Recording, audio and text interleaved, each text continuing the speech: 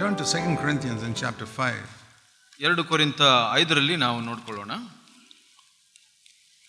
Everything we need to know for our life on this earth is written in the scriptures. ನಮ್ಮ ಜೀವಿತಕ್ಕೆ ಏನೆಲ್ಲ ಅವಶ್ಯಕತೆ ಇದೆಯೋ ಅದು ಯಾವುದೆಲ್ಲ ತಿಳ್ಕೊಳ್ಬೇಕು ಅದು ದೇವರ ವಾಕ್ಯದಲ್ಲಿ ಕೊಡಲ್ಪಟ್ಟಿದೆ. So if you don't read the Bible, you will not know. ನೀವು ದೇವರ ವಾಕ್ಯವನ್ನು ಓದಲಿಲ್ಲ, ಬೈಬಲ್ ಓದಲಿಲ್ಲ ಅಂದರೆ ನಿಮ್ಗೆ ಅದು ಅರ್ಥ ಆಗೋದಿಲ್ಲ. In most churches they don't teach everything written in the Bible. ಬಹಳಷ್ಟು ಸಭೆಗಳಲ್ಲಿ ದೇವರ ವಾಕ್ಯದಲ್ಲಿ ಏನು ಬರೆದಿದೆಯೋ ಅದನ್ನು ಸ್ಪಷ್ಟವಾಗಿ ತಿಳಿಸೋದಿಲ್ಲ. What they are teaching is not wrong. ಅವರು ಉಪದೇಶ ಕೊಡೋದು ಸರಿ ಇರಬಹುದು. People say, what have you got in CFC which other churches don't have? ಕೆಲವರು ಹೇಳ್ತಾರೆ CFC ನಲ್ಲಿ ಏನಿದೆ ಅದು ಬೇರೆ ಸಭೆಯಲ್ಲಿ ಇಲ್ಲದೆ ಇರುವಂತದ್ದು ಅಂತ. Are they teaching something wrong? ಹಾಗಿದ್ರೆ ಅವರು ತಪ್ಪಾಗಿ ಏನಾದ್ರು ಬೋಧಿಸ್ತಾ ಇದ್ದಾರಾ? That is like asking, ಅದು ಹೇಗೆ ಅಂದ್ರೆ, in the kindergarten class are they teaching anything wrong? ಅದು ಕೇಳೋದು ಹೇಗೆ ಅಂದ್ರೆ, ಶಿಶು ವಿಹಾರದಲ್ಲಿ ಏನಾದರೂ ತಪ್ಪಾಗಿ ಹೇಳ್ಕೊಡ್ತಾ ಇದ್ದಾರಾ? No, ಇಲ್ಲ. they are teaching the alphabets and they are teaching some words. ಅವರು ಅಲ್ಲಿ ಅಕ್ಷರಗಳನ್ನು ಕಳಿಸ್ಕೊಡ್ತಾ ಇದ್ದಾರೆ ಮತ್ತು ಕೆಲವು ಪದಗಳನ್ನು ಕಳಿಸ್ಕೊಡ್ತಾ ಇದ್ದಾರೆ. 2 + 2 is 4 and 3 + 3 is 6. 2 4 3 3 6 ಅನ್ನೋದು ಕಳಿಸ್ಕೊಡ್ತಾ ಇದ್ದಾರೆ. There's nothing wrong there. ಅದರಿಂದ ಏನು ತಪ್ಪಿಲ್ಲ. But if a child is sitting there for 20 years and that's all it's learning, then there's something wrong. ಅಲ್ಲೇ ಒಂದು 20 ವರ್ಷ ಆ ಮಗು ಅಲ್ಲೇ ಅದೇ ಕ್ಲಾಸ್ ತರಗತಿನಲ್ಲಿದ್ದು ಏನು ಅದಕ್ಕಿಂತ ಹೆಚ್ಚಾಗಿ ಕಲಿತಾ ಇಲ್ಲ ಅಂದ್ರೆ ಅದು ತಪ್ಪಾಗುತ್ತೆ. That is where we disagree with many churches. ಅದಕ್ಕಾಗಿ ಕೆಲವು ಸಭೆಯ ಬಗ್ಗೆ ನಾವು ಅವರ ಜೊತೆ ಒಪ್ಕೊಳ್ಳೋದಿಲ್ಲ. They are teaching what is right. The blood of Jesus will cleanse you from all sin. ಅವರು ಹೇಳ್ತಾ ಇರೋದು ಸರಿಯಾಗಿದೆ. ಕ್ರಿಸ್ತನ ರಕ್ತವು ನಿಮ್ಮ ಪಾಪವನ್ನು ಶುದ್ಧೀಕರಿಸುತ್ತೆ. Christ died for our sins. ಕ್ರಿಸ್ತನು ನಮ್ಮ ಪಾಪಗಳಿಗಾಗಿ ಸತ್ತಿದ್ದಾನೆ. But that's the same thing they are teaching for 20 years, 30 years. 20 ವರ್ಷ 30 ವರ್ಷ ಅದನ್ನೇ ಅವರು ಬೋಧಿಸ್ತಾ ಇದ್ರೆ, as if there's only one sentence in the Bible. ದೇವರ ವಾಕ್ಯದಲ್ಲಿ ಒಂದೇ ಒಂದು ಪದ ಇದೆ ಅನ್ನೋ ತರ. Christ died for our sins. ಕ್ರಿಸ್ತನು ನಮ್ಮ ಪಾಪಕ್ಕಾಗಿ ಸತ್ತನು. That's not all. There's a lot more in the Bible. ಅಷ್ಟೇ ಅಲ್ಲ, ಅದಕ್ಕಿಂತ ಹೆಚ್ಚಾಗಿದೆ ಇನ್ನು. So the difference is we teach everything in the Bible. ವ್ಯತ್ಯಾಸ ಏನು ಅಂದ್ರೆ, ನಾವು ದೇವರ ವಾಕ್ಯದಲ್ಲಿ ಏನೆಲ್ಲ ಇದೆ ಅದೆಲ್ಲ ಬೋಧಿಸ್ತೀವಿ. A good school is not only kindergarten, it goes all the way up to the highest class. ಒಳ್ಳೆಯ ಶಾಲೆ ಯಾವುದು ಅಂದ್ರೆ ಅದು ಶಿಶು ವಿಹಾರ ಮಾತ್ರ ಅಲ್ಲ, ಅದಕ್ಕಿಂತ ಹೆಚ್ಚಿನದನ್ನ ಬೋಧಿಸಿಕೊಂಡು ಮುಂದೆ ಕರ್ಕೊಂಡು. Good church is that which teaches the whole Bible. ಒಳ್ಳೆಯ ಸಭೆ ಯಾವುದು ಅಂದ್ರೆ ಸತ್ಯವೇದವನ್ನು ಪೂರ್ಣವಾಗಿ ಬೋಧಿಸುವಂತ. For example, listen to this. ಉದಾಹರಣೆಗೆ ಇದನ್ನ ನೋಡಿ. 2 Corinthians 5 verse 10. 2 ಕೊರಿಂಥ 5:10 ನಾವು ನೋಡೋಣ. We must all appear before the judgment seat of Christ, so that everyone can be rewarded for the deeds done in the body, what he has done, whether good or bad. ಪ್ರತಿಯೊಬ್ಬನು ತನ್ನ ದೇಹದ ಮೂಲಕ ನಡೆಸಿದ ಒಳ್ಳೆಯದಕ್ಕಾಗಲಿ ಕೆಟ್ಟದಕ್ಕಾಗಲಿ ಸರಿಯಾಗಿ ಪ್ರತಿಫಲವನ್ನು ಹೊಂದುವುದಕ್ಕೋಸ್ಕರ ನಾವೆಲ್ಲರೂ ಕ್ರಿಸ್ತನ ನ್ಯಾಯಸ್ಥಾನದ ಮುಂದೆ ಯಥಾಸ್ಥಿತಿಯಲ್ಲಿ ಕಾಣಿಸಿಕೊಳ್ಳಲೇಬೇಕು. There is no one who's going to avoid that. Every one of us sitting here, including me, one day we have to stand at the judgment seat of Christ. ಇಲ್ಲಿ ಕುಳಿತವರು ಯಾರು ಒಬ್ಬರು ಕೂಡ ತಪ್ಪಿಸ್ಕೊಳ್ಳಿಕ್ಕೆ ಸಾಧ್ಯವಿಲ್ಲ. ನಾನು ಸೇರಿ ಒಂದು ದಿವಸ ನ್ಯಾಯಸ್ಥಾನದ ಮುಂದೆ ಒಂದು ಲೆಕ್ಕ ಕೊಡಬೇಕು. That is like the final examination. ಅದು ಒಂದು ಕಡೆಯ ಪರೀಕ್ಷೆ ಇದ್ದಂತೆ. And just like you prepare your children for the final examination, ಕಡೆಯ ಪರೀಕ್ಷೆಗೆ ನಿಮ್ಮ ಮಕ್ಕಳನ್ನ ಹೇಗೆ ತಯಾರಿ ಮಾಡ್ತಿರಲ್ಲ, you will tell your children, you study the subjects that are coming in the final examination. ನಿಮ್ಮ ಮಕ್ಕಳಿಗೆ ಹೇಳ್ತೀರಾ, ಇದರ ಬಗ್ಗೆ ಪರೀಕ್ಷೆಗಳು ಬರುತ್ತೆ, ಇದಕ್ಕಾಗಿ ನೀನು ಓದ್ಕೊಳ್ಬೇಕು ಅಂತ. Don't worry about the other subjects, but whatever subject is coming in the final examination, study for that. ಬೇರೆ ವಿಷಯಗಳ ಬಗ್ಗೆ ನೀನು ತಲೆ ಕೆಡಿಸ್ಕೊಳ್ಳೋ ಅವಶ್ಯಕತೆ ಇಲ್ಲ. ಪರೀಕ್ಷೆಗೆ ಯಾವ ವಿಷಯಗಳು ಬರುತ್ತೆ ಅದನ್ನ ಸರಿಯಾಗಿ ಅಧ್ಯಯನ ಮಾಡು. For Christians, the final examination is the judgment seat of Christ when he comes back. ಕ್ರೈಸ್ತರಿಗೆ ಮುಖ್ಯ ಪರೀಕ್ಷೆ ಯಾವುದು ಅಂದ್ರೆ ಯೇಸು ಸ್ವಾಮಿ ನ್ಯಾಯ ತೀರ್ಮಾನ ಮಾಡ್ತಾರಲ್ಲ, ಅದಕ್ಕೆ ನಾವು ತಯಾರಾಗಿ ನಿಂತ್ಕೊಳ್ಳುವಂತ. What is the subject? ಅದಕ್ಕೆ ವಿಷಯ ಯಾವುದು? It's written here. ಇಲ್ಲಿ ಬರ್ದಿದೆ. Everything we did in our body. ನಾವು ನಮ್ಮ ದೇಹದಲ್ಲಿ ಏನೆಲ್ಲ ಮಾಡಿದ್ದೀವೋ ಅದು ಕಾರ್ಯಗಳು, whether good or bad, ಒಳ್ಳೆಯದಾಗಲಿ ಕೆಟ್ಟದ್ದಾಗಲಿ. What all we do in our body? ನಮ್ಮ ದೇಹದಲ್ಲಿ ಏನೆಲ್ಲ ಮಾಡ್ತೀವಿ. We do things with our hands. ನಮ್ಮ ಕೈನಲ್ಲಿ ಕಾರ್ಯಗಳನ್ನು ಮಾಡ್ತೀವಿ. We see things with our eyes. ನಮ್ಮ ಕಣ್ಣಿನಲ್ಲಿ ಕೆಲವನ್ನ ನೋಡ್ತೀವಿ. We say things with our tongue. ನಮ್ಮ ನಾಲಿಗೆಯಿಂದ ಕೆಲವು ಮಾತಾಡ್ತೀವಿ. These are things we do with our body. ನಮ್ಮ ದೇಹದಿಂದ ಇದನ್ನೇ ಮಾಡ್ತೀವಿ. We think things in our mind. ನಮ್ಮ ಮನಸ್ಸಿನಲ್ಲಿ ಯೋಚನೆ ಮಾಡ್ತೀವಿ. And we have attitudes towards people in our heart. ನಮ್ಮ ಹೃದಯದಲ್ಲಿ ಇತರರ ವ್ಯಕ್ತಿಗಳ ಬಗ್ಗೆ ಮನೋಭಾವಗಳು, every one of those things will be judged. ಆ ಎಲ್ಲ ಕಾರ್ಯಗಳು ಒಂದು ದಿವಸ ನ್ಯಾಯ ತೀರ್ಮಾನ ಕೊಡಲ್ಪಡುವುದು. Because from the day we were born, everything we did is stored in our memory. ಯಾಕೆ ಅಂದರೆ ನಮ್ಮ ಜೀವಿತ ಕಾಲಾವಧಿಯಲ್ಲಿ ನಾವು ಏನೆಲ್ಲ ಮಾಡಿದ್ದೀವೋ ಅದು ಎಲ್ಲ ನಮ್ಮ ಮನಸ್ಸಿನಲ್ಲಿ ಸೂಚಿಸಿ ಇಡಲ್ಪಟ್ಟಿದೆ. For example, you can remember something that happened last year. ನಿಮಗೆ ನೆನಪಿದೆ ಕಡೆಯ ವಾರದಲ್ಲಿ ನೀವು ಏನು ಮಾಡಿದ್ವಿ ಅಂತ. Where is it stored? In your memory. ಅದು ಎಲ್ಲಿ ಸಿದ್ಧವಾಗಿದೆ, ಅದು ನಿಮ್ಮ ಮನಸ್ಸಿನಲ್ಲಿ ಅದು ಇಡಲ್ಪಟ್ಟಿದೆ. If you have a good memory, you can remember some things you did 10 years ago. ನಿಮಗೆ ಒಳ್ಳೆಯ ನೆನಪು ಶಕ್ತಿ ಇದ್ದರೆ 10 ವರ್ಷದ ಮೊದಲು ಮಾಡಿದ್ದು ಕೂಡ ನಿಮಗೆ ನೆನಪಿರುತ್ತೆ. I can remember things I did 60 years ago.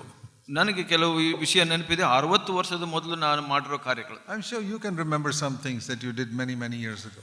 ಬಹಳ ವರ್ಷಗಳ ಹಿಂದೆ ನಿಮಗೂ ಕೂಡ ಅದು ಕೆಲವು ವಿಷಯಗಳು ನೆನಪಿರುತ್ತೆ ಅಂತ ನಾನು. How do you remember that? ಹೇಗೆ ನೆನಪಿಟ್ಕೊಂಡಿದ್ದೀರಿ? Somebody did some good to you or somebody did some bad to you, you remember it. ನಿಮಗೆ ಕೆಲವರು ಒಳ್ಳೇದು ಮಾಡಿರ್ಬೋದು, ಕೆಟ್ಟದ್ದು ಮಾಡಿರ್ಬೋದು, ಅದು ನೆನಪಿಟ್ಕೊಂಡಿರ್ತೀವಿ. It's all in our memory. ಇದು ಎಲ್ಲ ನಮ್ಮ ನೆನಪಿನ ಶಕ್ತಿಯಲ್ಲಿದೆ. And when we stand before Christ, ನಾವು ಕ್ರಿಸ್ತನ ಮುಂದೆ ನಿಂತ್ಕೊಂಡಾಗ everything in our memory will be revealed on a screen.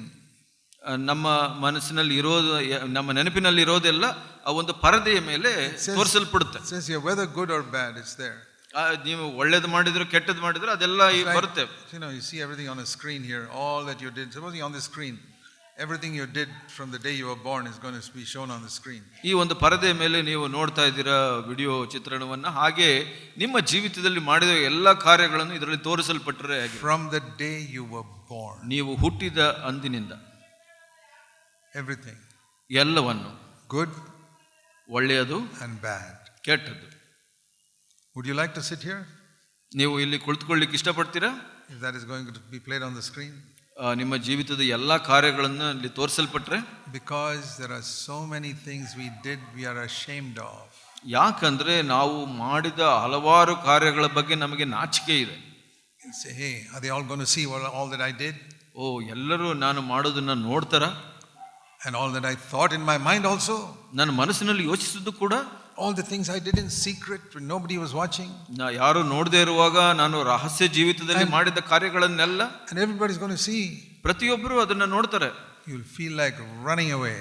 ನಿಮ್ಗೆ ಅನ್ಸುತ್ತೆ ಇಲ್ಲಿಂದ ಓಡಿ ಹೋಗ್ಬೇಕು. But it says in the day of judgment it'll all be revealed there.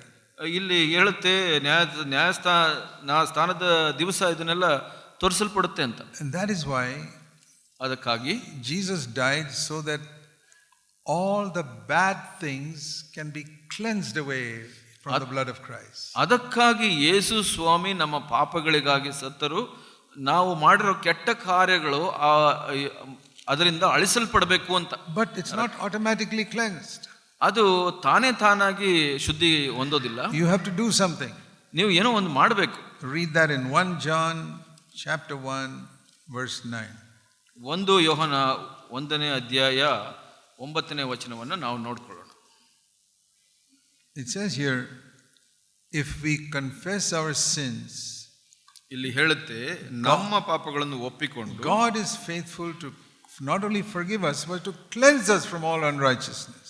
ನಮ್ಮ ಪಾಪಗಳನ್ನು ಒಪ್ಪಿಕೊಂಡು ಅರಿಕೆ ಮಾಡಿದರೆ ಆತನು ನಂಬಿಗಸ್ತನು, ನಮ್ಮ ಪಾಪಗಳನ್ನು ಕ್ಷಮಿಸಿಬಿಟ್ಟು ಶುದ್ಧಿ ಮಾಡುವನು, ಪರಿಹರಿಸಿ ನಮ್ಮನ್ನು ಶುದ್ಧಿಪಡಿಸುವನು ಅಂತ ಹೇಳುತ್ತೆ. You know, this message is being recorded on a disc. ಇಲ್ಲಿ ನಾವು ಹೇಳುವಂತ ಈ ಪ್ರಸಂಗವನ್ನ ಈ ವಿಡಿಯೋದಲ್ಲಿ ಅದು record ಮಾಡಲ್ಪಡುತ್ತೆ. It's a little disc in which everything is being recorded. ಆ ಒಂದು ಚಿಕ್ಕ ಒಂದು ಡಿಸ್ಕ್ ಇರುತ್ತೆ, ಅದರಲ್ಲಿ ಎಲ್ಲ ನಾವು ಹೇಳುವಂಥದ್ದು ಎಲ್ಲ ರೆಕಾರ್ಡ್ ಆಗುತ್ತೆ. Our memory is also like a disc. ನಮ್ಮ ನೆನಪು ಕೂಡ ಹಾಗೆ ಒಂದು ಡಿಸ್ಕ್ ಇದ್ದಂಗೆ. Automatically recording everything. ಅದು ತಾನಾಗಿ ನಡೆದದ್ದನ್ನೆಲ್ಲ ರೆಕಾರ್ಡ್ ಮಾಡಿ ಇರುತ್ತೆ. But this camera disc cannot record my thoughts. ಈ ಕ್ಯಾಮರಾ ಇದೆಯಲ್ಲ ಅದು ನನ್ನ ಮನಸ್ಸಿನ ಯೋಚನೆಗಳನ್ನ ರೆಕಾರ್ಡ್ ಮಾಡೋದಿಲ್ಲ. It can only record what I'm doing or what I'm speaking. ನಾನು ಏನು ಮಾಡ್ತಾ ಇದ್ದೀನಿ, ನಾನು ಏನು ಮಾತಾಡ್ತಾ ಇದ್ದೀನಿ ಅದನ್ನ ರೆಕಾರ್ಡ್ ಮಾಡುತ್ತೆ. But the disc in my mind, ಆದ್ರೆ ನನ್ನ ಮನಸ್ಸಿನಲ್ಲಿರುವಂತ disc, that can record even what I'm thinking. ನಾನು ಏನ್ ಯೋಚನೆ ಮಾಡ್ತಾ ಇದ್ದೀನಿ ಅದನ್ನು ಕೂಡ ರೆಕಾರ್ಡ್ ಮಾಡುತ್ತೆ. If I've got a wrong attitude towards somebody, that's also recorded. ಯಾರ ಮೇಲೂ ನನಗೆ ಕೆಟ್ಟ ಮನೋಭಾವ ಇತ್ತು ಅದನ್ನು ಕೂಡ ರೆಕಾರ್ಡ್ And ಮಾಡಿ that will come on the screen in the last day when Christ comes. ಕ್ರಿಸ್ತನು ಬಂದಾಗ ಕಡೆ ದಿವಸ ಪರದೆ ಮೇಲೆ ಅದು ತೋರಿಸಲ್ಪಡುತ್ತೆ. But there's a wonderful thing about this disc. ಈ ಒಂದು ಡಿಸ್ಕಿನ ಬಗ್ಗೆ ಒಂದು ವಿಶೇಷ ಇದೆ. You can go in there and erase some things. So ಅಲ್ಲಿ ಹೋಗಿ ಅದನ್ನ ತೆಗೆದು ಕೆಲವನ್ನ ಅಳಿಸಬಹುದು. For example, if there was some disturbance here and all that, that we don't want that in the message, so we rub it out.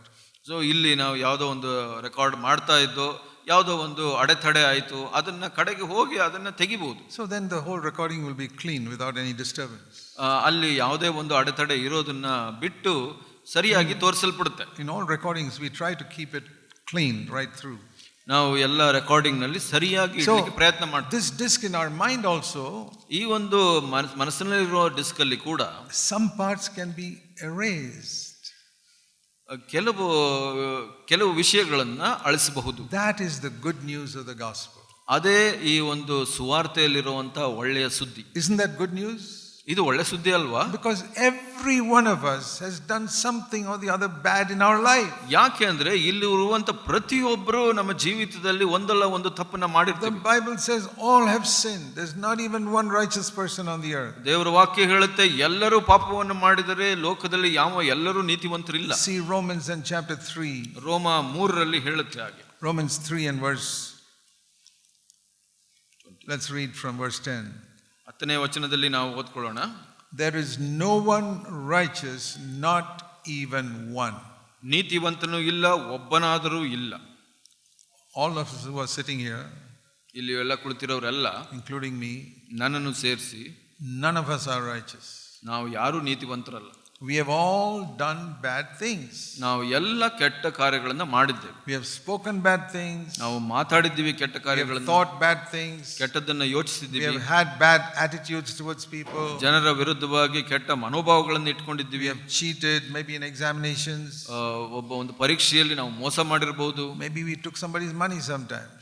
ಕೆಲವು ಸಲ ಇನ್ನೊಬ್ಬರ ಹಣ ತೆಗೆದುಕೊಂಡಿರಬಹುದು. So many things.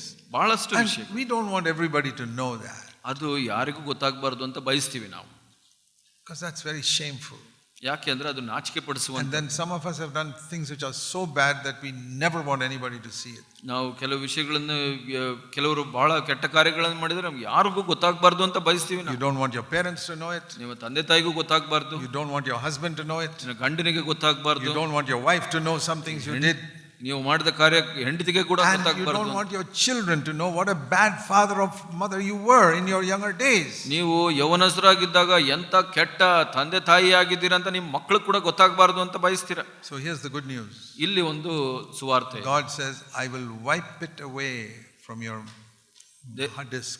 ದೇವರು ಹೇಳ್ತಾರೆ ಆ ಒಂದು ಡಿಸ್ಕ್ ಹಾರ್ಡ್ ಡಿಸ್ಕ್ ಇಂದ ನಾನು ಇದನ್ನ ಅಳಿಸ್ತೀನಿ ಅಂತ. In the final day when it is played, all those bad things are wiped out. ಹಾಗೆ ಕಡೆಯ ದಿವಸದಲ್ಲಿ ಇದನ್ನ ಪರದೆಯ ಮೇಲೆ ತೋರಿಸಲ್ಪಟ್ಟಾಗ ಈ ಕೆಟ್ಟದನ್ನೆಲ್ಲ ಅಳಿಸಲ್ಪಟ್ಟಿರುತ್ತೆ. But there's a condition. ಆದ್ರೆ ಅದಕ್ಕೆ ಒಂದು ನಿಬಂಧನೆ ಇದೆ. You read that in 1 John 1:9. You have to confess it.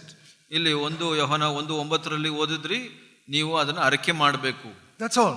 ಅಷ್ಟೇ. Confess it. ಅದನ್ನ ಅರಿಕೆ ಮಾಡಬೇಕು ನೀವು.